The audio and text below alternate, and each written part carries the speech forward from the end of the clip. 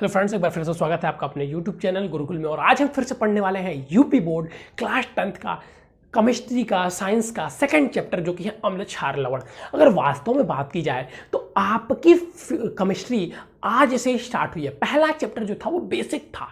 यहाँ से अब आपको चीज़ों को समझना होगा, समझ के नोट करना होगा, क्योंकि यहाँ से प्रश्न घुमा के भी आते हैं और सीधे सीधे भी आते हैं, और सीधे भी प्रश्न में आपको समझना पड़ेगा। यहाँ से न्यूमेरिकल स्टार्ट होते हैं, मतलब अच्छी अच्छी चीज़ें यहाँ से स्टार्ट होती हैं। तो इसलिए आपको यहाँ से चीज़ों को समझ के चलना बहुत ही ज़रूरी है। चीज़ों को समझना इसलिए ज़रूरी होता है क्योंकि अगर आप रट लेते हैं और उसी प्रश्न को थोड़ा सा घुमा देता है तो आप परेशान हो जाएंगे। तो इसीलिए रटना जरूरी नहीं है, समझना बहुत जरूरी है। तो हम आज से समझना स्टार्ट करेंगे। बहुत अच्छा चैप्टर है अम्ल क्षार लवण। इसका हम लोग अपने घर में भी प्रयोग करते हैं। तो सबसे पहले हम तीनों पहलकाल का चर्चाएं करेंगे। उसके बाद से हम स्पेसिफिक तरीके से पहले अम्ल उठाएंगे तो अम्ल के बारे में पढ़ेंगे, क्षार उठाएंगे तो क्षार के बारे में पढ़ेंगे, और फिर लवण उठाएंगे तो लवण के बारे में पढ़ेंगे। तो अम्ल, सबसे पहले थोड़ी थोड़ी चर्चाएं कर लें हम अम्ल के बारे में। तो अम्ल कैसे, ये क्या होता है अम्ल क्षार और लवण? बहुत अच्छी सी चर्चा होती। क्या होता है अम्ल क्षार और लवण?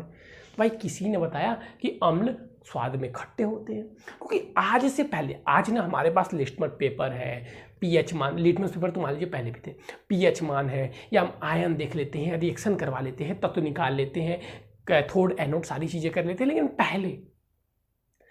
पहले भी तो भाई केमिस्ट्री हुआ करती थी, क्योंकि कोई भी चीज़ पहले थी तभी तो उसकी विकास होते होते होते होते आज यहाँ पर आई है। जैसे आपको सिंपल सा एग्जांपल देता हूँ। आपके घर में पहले सादी टीवी हुआ करती थी, डब्बे वाली। उस सादी टीवी से, लकड़ी वाली डब्बे वाली से छोटी वाली सादी टीवी आई। फिर उसी छोटी में रंगीन टीवी आ गई। छोटी नहीं, वो तभी बड़ी हुआ करती थी, इतनी बड़ी और पीछे तक रंगीन टीवी आई। फिर उससे एलईडी आई, एलसीडी आई, और फिर धीरे धीरे आप देख रहे हैं तकनीकें कहाँ तक विकसित होती जा रही है। ठीक इसी प्रकार हमारा केमिस्ट्री भी जो पहले था, उसमें अम्ल क्षार को पहचानने के लिए न ही कोई केमिकल रिएक्शन थी, न कैथोड था, न एनोड था। तो उस समय न ही पीएच स्केल, उसके बारे में हमें उतनी जानकारी थी। उस समय कैसे पहचाना जाता था अम्ल का? तो अम्ल का एक बेसिक सा गुण पहचाना जाता था कि अम्ल वे होते हैं जो स्वाद में खट्टे होते हैं। अम्ल वे होते हैं जो स्वाद में खट्टे होते हैं। मतलब कोई भी खट्टी चीज, उसमें क्या होगा? अम्ल होगा। ध्यान रखिएगा, अम्ल वे होते हैं जो स्वाद में खट्टे होते हैं तथा ब्लू लिटमस पेपर को लाल कर देते हैं, यानी कि नीले लिटमस पेपर को लाल कर देते हैं, उन्हें अम्ल कहते हैं। अब देखिए, अब जैसे ही हमने बोला कि अम्ल स्वाद में खट्टे होते हैं, आपकी दिमाग की बत्ती जल जानी चाहिए, और बत्ती जलने के साथ साथ आपको ये चीज़ पता हो जानी चाहिए, यानी कि अब घर में हम काउंट करते हैं हम कहाँ कहाँ अम्ल का यूज करते हैं। संतरा खट्टा होता है, यस सर, उसमें क्या होता है? अम्ल होता है। अभी स्पेसिफिक बताऊंगा उसमें कौन कौन सा अम्ल होता है, वो आगे चर्चाएं करेंगे। नींबू खट्टा होता है, उसमें क्या होता है? अम्ल होता है। सर जी, कच्चा आम में भी कोई अम्ल होता है? वो भी खाने में खट्टा लगता है। तो जितनी भी चीज़ें खाने में आपको खट्टी लगेंगे उसमें अम्ल होते हैं, उसमें अम्ल होते हैं, उसमें अम्ल होते हैं। ध्यान रख लीजिएगा, एकदम अच्छे से बता दे रहा हूं, ठीक है। और दूसरी चीज, अम्ल क्या करता है कि ब्लू लिटमस पेपर को, यानी कि ब्लू को क्या कहते हैं यार हिंदी में? Blue blue blue blue blue blue नीले, हाँ, नीले लिटमस पेपर को, अम्ल कलंक है सर जी आप पे। अरे नहीं, हिंदी कभी कभी भूल नहीं जाते हैं, नीला मार्कर लेके नीले रंग को भूल जा रहे हैं। नीले लिटमस पेपर को, नीले लिटमस पेपर को लाल कर देता है। क्या करेंगे? हमारी शिक्षा पद्धति ऐसी लाल कर देता है। इंग्लिश से हमें इतना घेरा जा रहा है ना कि हमें लग रहा है कि हिंदी हमारी विलुप्त ही हो जाएगी। जैसे आप अपना सिंपल सा मोबाइल देख लीजिए, मोबाइल उठाइए आप, 99.99% लोग का मोबाइल उठाएंगे तो उसमें लैंग्वेज आपको इंग्लिश मिलेगी। हिंदी लोग हिंदी कर देंगे सेटिंग, अगर आप उनको समझ में नहीं आएगा ये क्या व्हाट्सएप पे कहाँ सेटिंग है, कहाँ से डिस्प्ले बढ़ाएं, कहाँ से ब्राइटनेस बढ़ाएं, तो विलुप्त होती जा रही है। ये चीज़ क्या है? तो ये हमारा सिस्टम है, हम दूसरे की पद्धति को अपनाने में पसंद करते हैं। इसीलिए तो मैंने हिंदी मीडियम को पढ़ाने के लिए चुना, इंग्लिश मीडियम को नहीं। चलिए, नीले लिटमस पेपर को लाल कर देता है, यानी कि ये नीला लिटमस पेपर है, ये नीला नीला नीला नीला नीला, और ये हमारे पास ये अम्ल है। इसमें ये क्या है? एक बकेट है, ये सभी टेढ़ा मेढ़ा बकेट। चलिए, इसमें क्या है? अम्ल है। और इस बकेट में जैसे ही हमने ये नीला लिटमस पेपर डाला, ठीक है, जैसे इसको भिगोया तो इससे बाहर क्या निकला? इससे बाहर निकला लाल, सॉरी, इससे बाहर क्या निकला? इससे बाहर निकला लाल लिटमस पेपर। कैसा था वो कुछ ऐसा था। देखिए मार्कर आज काम दे दिया ना। तो ये लाल लिटमस पेपर, यानी कि अम्ल क्या करता है, अम्ल नीले लिटमस पेपर को लाल कर देता है। अम्ल नीले लिटमस पेपर को लाल कर देता है। ये प्रश्न कभी कभी बहुविकल्पीय में आपसे पूछा जाता है। चलिए अब थोड़ा सा चर्चा क्षार, फिर उसका हम सारी चीजें एक साथ करेंगे। क्षार क्या होता है, फिर अलग अलग कैटेगराइज करके करेंगे। अब क्षार क्या होता है, चैप्टर का नाम सबसे पहले समझना जरूरी होता है ना। तो क्षार क्या होता है, सदी क्षार वे होते हैं जो स्वाद में कड़वे अरे ये क्या बोलती है, कड़वे होते हैं। अब भाई टेस्ट करो घर में क्या क्या कड़वा होता है। देखो फिर से समझो, क्षार क्या होते हैं, क्षार वे होते हैं जो स्वाद में तीक्ष्ण यानी कि कड़वे होते हैं। क्या होते हैं क्षार, क्षार वे होते हैं जो स्वाद में तीक्ष्ण यानी कि कड़वे होते हैं। अब फिर इसको भी समझ लेते हैं। क्षार क्या करते हैं, पहले सुन लो फिर करेंगे। क्षार क्या करते हैं, क्षार लाल लिटमस पेपर को नीला कर देते हैं, जस्ट उसका उल्टा। अम्ल क्या करता था, नीले को लाल, और क्षार क्या करता है, लाल को नीला, लाल को नीला, लाल को नीला। चलिए आपको इसका एक ट्रिक भी बताऊंगा। ये हमारा फिर से बकेट हो गया। कहीं कहीं आप अगर दो लैंग्वेज जानते हैं, हिंदी और इंग्लिश, तो बहुत काम आएगा। जैसे यहाँ पे ट्रिक जो मैं बताऊंगा वो काम आएगा। ये क्षार हो गया आपका। इस क्षार में हमने क्या डाला, इस क्षार में मैं लेके गया blue litmus paper, sorry red litmus paper. Litmus paper कहाँ गया, इसको डाला गया क्षार में, और क्षार से क्या बाहर निकला, क्षार से सर जी बाहर निकला ब्लू लिटमस पेपर। क्षार से क्या बाहर निकला, ब्लू लिटमस पेपर। तो क्षार क्या करता है, क्षार लाल लिटमस पेपर को नीला कर देता है। क्षार लाल लिटमस पेपर को नीला कर देता है, इंपॉर्टेंट पॉइंट है, याद रखना है। इसको एक ट्रिक भी आपको बता देता हूँ। क्षार को इंग्लिश में बोलते हैं बेस, और बेस क्या करता है लिटमस पेपर को ब्लू। बेस क्या करता है लिटमस पेपर को ब्लू, क्षार को क्या बोलते हैं बेस, बेस क्या करता है लिटमस पेपर को ब्लू। तो जब बेस ब्लू करता है तो एसिड क्या करेगा, रेड, यानी कि अम्ल क्या करेगा, लाल। ठीक है, तो base blue, base blue, base blue, base blue, confusion होता है रेड ब्लैक में। तो आप एक ऐसे याद रखेंगे ना तो आपको चीजें याद रहेंगी, क्योंकि इनका आप देखेंगे जो पहला कॉन्सोनेंट है वो सेम है। क्या है, सेम है, तो इसी से याद कर लेंगे बेस ब्लू। चलिए अब थोड़ी सी चर्चा हम कर लेते हैं लवण के बारे में। लवण क्या है, तो लवण कुछ स्पेसिफिक नहीं है। हमने क्या लिया, अम्ल लिया, क्षार लिया, दोनों को मिला दिया, बन गया लवण। अम्ल व क्षार के मिलने से लवण बनता है, और ये उदासीन होता है। ये क्या होता है, ये उदासीन होता है। हमने ये अम्ल लिया, ये क्षार लिया, मिला दिया, क्या बना, लवण बना। तो अम्ल व क्षार के मिलने से लवण बनता है, और लवण उदासीन होता है, लवण उदासीन होता है। चलिए लवण उदासीन होता है। ये सारी चीजें अब तक हमने तो पढ़ ली, बेसिक छोटी छोटी सी बातें। अब हेडिंग डालेंगे हम अम्ल, और अच्छे से अम्ल को समझेंगे कि आखिरकार अगर पेपर में आ जाए परिभाषा लिखने की अम्ल की, तो हम क्या लिखेंगे, तो हम क्या लिखेंगे अम्ल की परिभाषा। तो चलिए लिखिएगा, मैं भी आपके साथ लिख देता हूँ, नोट्स बनाते चलिएगा, वरना लास्ट में चिल्लाएंगे सर नोट्स दे दीजिए। और दूसरे के नोट्स पढ़ने से चीज़ें समझने से, पता नहीं वो कैसे बच्चे होते हैं जो नोट्स मांगते हैं और दूसरे को नोट्स पढ़ लेते हैं। मुझे तो खुद के ही लिखे नोट्स मैं पढ़ पाता हूँ, उसके अलावा नहीं पढ़ पाऊँगा। चलिए अम्ल क्या होते हैं, अम्ल वे होते हैं, अब देखिए पहले समझा देता हूँ, ठीक है। अम्ल क्या होते हैं, अब देखिए अम्ल की परिभाषा पहले जो थी क्या थी, स्वाद में खट्टे होते हैं, लाल को नीला, नीले को लाल करते हैं। लेकिन अब क्या चीज़ें आ गई, अब अम्ल की परिभाषा ये हो गई कि अम्ल वे होते हैं जो जलीय विलयन में वियोजित होकर, क्या, अम्ल वे होते हैं जो जलीय विलयन में वियोजित होकर हाइड्रोजन आयन देते हैं, और हाइड्रोजन आयन के अलावा कोई अन्य धन आयन नहीं देते हैं, अम्ल कहलाते हैं, वो अम्ल कहलाते हैं। तो ये इसकी परिभाषा है। पेपर में अगर आता है अम्ल तो हम यही लिखेंगे, खट्टा मीठा वाला नहीं लिखेंगे। अम्ल क्या होते हैं, तो अम्ल वे होते हैं, अम्ल वे होते हैं जो जलीय विलयन में वियोजित होकर, अम्ल वे होते हैं जो जलीय विलयन में वियोजित वियोजित होकर अम्ल वे होते हैं जो जलीय विलयन में वियोजित होकर हाइड्रोजन आयन, मतलब H आयन, उसके ऊपर प्लस लगा देंगे, हाइड्रोजन आयन देते हैं तथा हाइड्रोजन आयन के अतिरिक्त कोई अन्य धन आयन नहीं देते। ये भी लिखना जरूरी है, कोई अन्य धन आयन नहीं देते हैं, धन आयन नहीं देते हैं, क्या कहलाते हैं? अम्ल कहलाते हैं।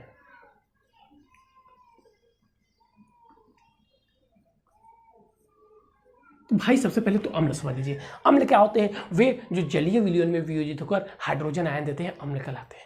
मतलब अम्ल हुआ, देखिए ध्यान समझिएगा, ये हुआ हमारा क्या, ये हमारा जल है, ठीक है, और ये जल है, और जल में हमने यहां से डाला ऐसे, ये बॉटल ले लीजिए हमारा भाई, ये एक बॉटल ले लीजिए ऐसे, ये क्या है, इस बॉटल में अम्ल है,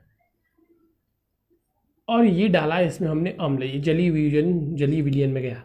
अम्ल जाते ही इसमें से क्या निकलते हैं? Hydrogen ion. जलीय विलयन में वियोजित होकर केवल हाइड्रोजन आयन देते हैं, वो क्या कहलाते हैं? अम्ल कहलाते हैं। एग्जाम्पल लिख लीजिएगा, क्योंकि कोई भी परिभाषा आपसे पूछे तो एग्जाम्पल लिखना उसका जरूरी है। तो उसके साथ क्या लिखेंगे? बस दो एग्जाम्पल, सबसे फेमस HCl यानी कि हाइड्रोक्लोरिक अम्ल, HCl, और H2SO4 यानी कि सल्फ्यूरिक अम्ल। तो ये दो आप एग्जाम्पल भी लिख लीजिएगा। जल्दी से इसका स्क्रीनशॉट लेना है तो स्क्रीनशॉट लीजिए, और लिखना है तो लिखिए। भाई परिभाषा पूछेगा तो यही लिखेंगे, परिभाषा पूछेगा तो यही लिखेंगे, ठीक है। चलिए, परिभाषा पूछेगा तो क्या लिखेंगे? यही लिखेंगे। अब अम्ल क्या होते हैं, चीज़ें हमें समझ में आ गई। अम्ल क्या होते हैं? सर जी, अम्ल वे होते हैं जो जलीय विलयन में वियोजित होकर धनायन देते हैं, हाइड्रोजन आयन देते हैं, और हाइड्रोजन आयन के अतिरिक्त अन्य कोई धनायन नहीं देते हैं, उन्हें अम्ल कहते हैं, उन्हें अम्ल कहते हैं। एग्जाम्पल सर जी HCl या H2SO4। अब देखिए, अम्ल को इसकी परिभाषा के आधार पर पुनः दो भागों में बांटा गया। क्या किया गया? ये अम्ल लिया गया, ये क्या लिया गया, इसको इरेज कर देता हूँ ना, उसके बाद से लिखता हूँ, चीज़ें नीचे आ जाएंगी तो हो सके आपको दिखाई ना दे, लिख लिए होंगे आप परिभाषा, बहुत ईजी है। फिर अम्ल को उठाया गया और इसकी परिभाषा के आधार पर इसे दो भागों में बांटा गया। कैसे बांटा गया तो मैं बता रहा हूं। ये अम्ल देखिए लिया गया, और अम्ल को जब जल में यानी कि जलीय विलयन में डाला जा रहा था, ठीक है, जब अम्ल को जलीय विलयन में डाला जा रहा था तो पाया क्या गया? पाया गया कि कुछ अम्ल तो अरे गजब पूर्णतः, जैसे मैं बता रहा हूँ, पहले एक एग्जाम्पल, सिंपल सा एक एग्जाम्पल है जो पूर्णतः वियोजित होते हैं और कोई नहीं होते हैं। ऐसा कौन सा एग्जाम्पल आपको बताऊँ?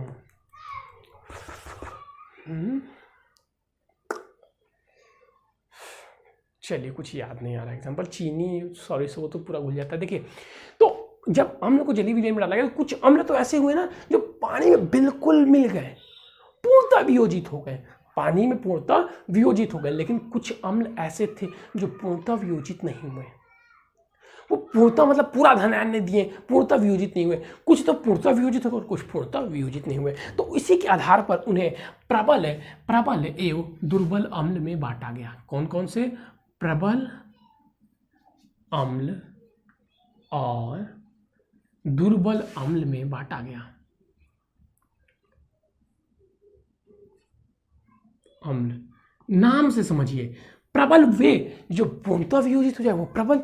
जैसे देखिए, कोई सेना को कोई पूर्णतः खत्म करते तो वो बलवान, और जो भाई पूर्णतः नहीं खत्म कर पाया लेकिन थोड़ा सा खत्म कर दिया, वो दुर्बल है, भाग खड़ा हुआ आ गया तो वो दुर्बल है। तो प्रबल अम्ल वे अम्ल जो जलीय विलयन में पूर्णतः वियोजित होकर H आयन देते हैं। पूर्णतः वियोजित जो जलीय विलयन में क्या होते हैं, पूरा आप लिख लीजिएगा, पूर्णतः, बस इतना लिख देता हूँ, पूर्णतः वियोजित होते हैं, हो जाते हैं। वे अम्ल जो जलीय विलयन में पूर्णतः वियोजित हो जाते हैं उन्हें प्रबल अम्ल, और वे अम्ल जो जलीय विलयन में पूर्णतः वियोजित नहीं होते हैं, पूर्णतः वियोजित नहीं होते, नहीं होते हैं उन्हें क्या कहते हैं? उन्हें दुर्बल अम्ल कहते हैं। अब बारी आती है एग्जाम्पल की, क्योंकि एग्जाम्पल महत्वपूर्ण होता है। और 10th के आप जितने भी पेपर देखे होंगे आपने, तो दो तरीके से एग्जामिनर पूछते हैं। कैसे पूछते हैं? अम्ल क्या है, इसकी परिभाषा दीजिए और किन्हीं दो अम्लों के उदाहरण दीजिए। प्रबल अम्ल क्या है, उसकी परिभाषा और कोई एक उदाहरण दीजिए। दुर्बल अम्ल क्या है, उसकी परिभाषा और कोई एक उदाहरण दीजिए। तो उदाहरण याद होना चाहिए केमिस्ट्री में एकदम कंपलसरी। कोई भी परिभाषा याद करें तो उसका एक उदाहरण जरूर याद करें, मेरी तरफ से मैं पहले बता दे रहा हूँ आपको। तो एग्जाम्पल इसका प्रबल अम्ल का एग्जाम्पल है आपका HCl, H2SO4, NH3 नहीं, NH3 तो वो हो गया ना, NH3 मत लिखिए, एक लिख लीजिए आप HNO3।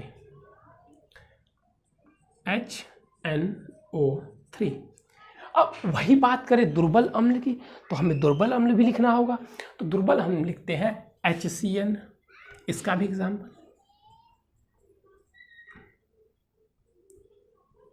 हाइड्रोजन साइनाइड CH3COOH, और एक और 3 उसमें लिखें तो 3 तो एक CHOOH। ठीक है, तो इसमें भी ये 3 जो मैंने आपको अम्ल लिखवाए हैं, 3 जो इसमें प्रबल और दुर्बल, तो ये अम्ल आप देखते ही क्या समझ जाएंगे कि जलीय विलयन में पूर्णतः वियोजित हो जाते हैं। जबकि ये अम्ल देख के आप क्या समझेंगे कि जलीय विलयन में पूर्णतः वियोजित नहीं होते हैं। ये अम्ल देख के हमें पता चल जाएगा कि ये अम्ल जलीय विलयन में पूर्णतः वियोजित होते हैं, नहीं होते हैं। जबकि ये अम्ल देखकर हमें पता चल जाएगा कि ये अम्ल जलीय विलयन में पूर्णतः वियोजित हो जाते हैं। ये थी अम्ल एवं दुर्बल एवं प्रबल अम्ल की संकल्पना। तो आपको प्रबल एवं दुर्बल अम्ल अब अच्छे से समझ में आ गया होगा, जहां तक मैं आपसे उम्मीद करता हूं ये आपको अच्छे से समझ में आ गया होगा, प्रबल एवं दुर्बल अम्ल। अब जैसे ही प्रबल एवं दुर्बल आपको समझ में आ गया, तो अब हम पढ़ेंगे अम्लों के भौतिक गुण। क्या उठाएंगे टॉपिक? अम्लों के भौतिक गुण। कि भाई अम्ल है तो आप है, आपके भी कुछ भौतिक गुण होते हैं, कुछ रासायनिक गुण होते हैं। अरे हमारा क्या रासायनिक गुण होता है? अरे आपके कुछ समझ लीजिए, आपके कुछ शिक्षित जैसे कॉपी किताब वाले गुण, और कुछ खेल वाले गुण, कुछ पढ़ाई वाले गुण, कुछ खेल वाले गुण। तो वैसे ही अम्ल है तो इनके भी 2 गुण होते हैं, एक भौतिक और एक रासायनिक। तो अभी हम पढ़ेंगे भौतिक गुण। जल्दी से इसका आंसर नोट लीजिए और हम चलेंगे भौतिक गुण की ओर।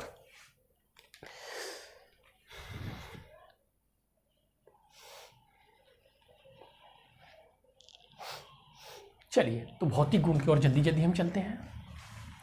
भाई भौतिक गुण क्या होता है? तो भौतिक गुण, अम्ल के भौतिक गुण, अम्ल के भौतिक गुण, जो चीज़ें मैंने पढ़ाई वही है भौतिक गुण। क्या सर जी, क्या जो आपको स्टार्टिंग में इतनी देर से चिल्ला चिल्ला के समझा रहा था वही इसके भौतिक गुण है। क्या है?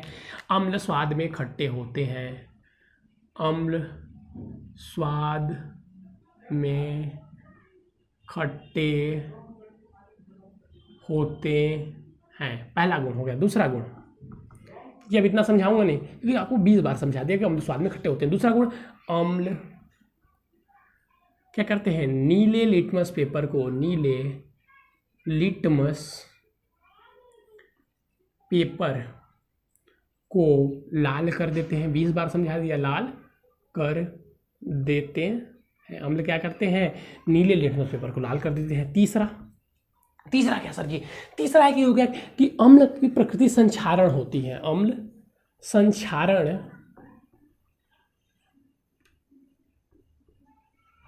प्रकृति के होते हैं, प्रकृति के होते हैं। ये कपड़े और चमड़े आदि पर गिरने पर उन्हें जला देते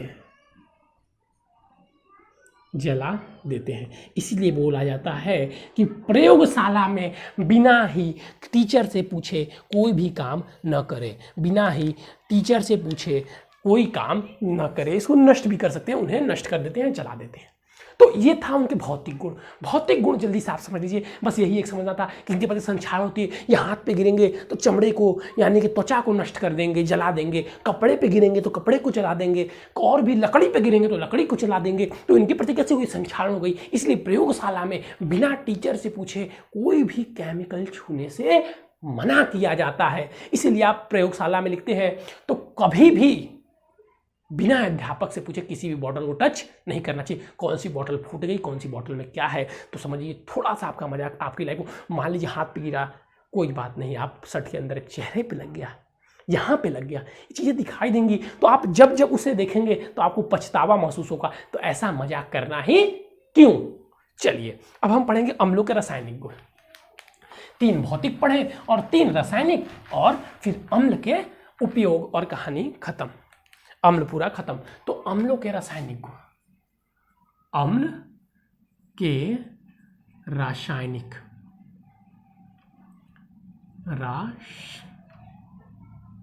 रासायनिक गुण। भाई अम्ल के रासायनिक गुण क्या होते हैं। अम्ल के कुछ फिर बताया मैंने आपको कि भौतिक गुण भी होते हैं और रासायनिक गुण भी होते हैं, ठीक है। तो अम्ल धातु के साथ अभिक्रिया करते हैं, ठीक है, और धातु के साथ अभिक्रिया करके ये हाइड्रोजन गैस मुक्त करते हैं। किसी भी धातु के साथ अगर हम क्रिया करवाएंगे तो ये हाइड्रोजन गैस मुक्त करते हैं। तो पहला, धातु के साथ अभिक्रिया के साथ अभिक्रिया, तो इसमें क्या लिखेंगे कि अम्ल धातु से अभिक्रिया करके, क्या लिखेंगे, अम्ल धातु, कोई भी धातु, धातु क्या होता है, धातु और धातु आप पढ़ के आगे होंगे। अम्ल धातु के साथ क्रिया करके, अम्ल धातु क्या होता है, जिनके ऊपर, जिनके बाहरी कक्षक में मुक्त, जिनमें मुक्त इलेक्ट्रॉन होते हैं। सबसे सिंपल सा, अम्ल धातु के साथ क्रिया करके H2 गैस यानी कि हाइड्रोजन गैस मुक्त करते हैं।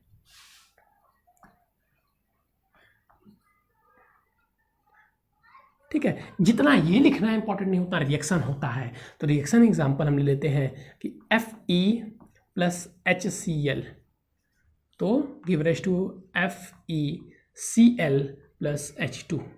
तो इसको बैलेंस भी करना होगा, तो इसको बैलेंस कर देंगे, इसको बैलेंस, सॉरी FeCl2 होता है ना, FeCl2, तो ये बैलेंस भी हो गया। तो ये था पहला रिएक्शन।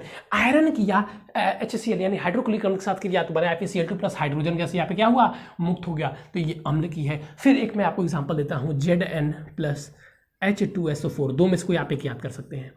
अभिक्रिया करेगा तो ZnSO4 प्लस H2, कोई एक आपको याद होना चाहिए, कोई एक आपको याद होना चाहिए, नेसेसरी है, ठीक है, एकदम नेसेसरी है, आपको ये याद होना चाहिए, ठीक है, आपको ये याद होना चाहिए। अब धातु ऑक्साइड के साथ, अब धातु ऑक्साइड के साथ क्रिया करके जल बनाता है।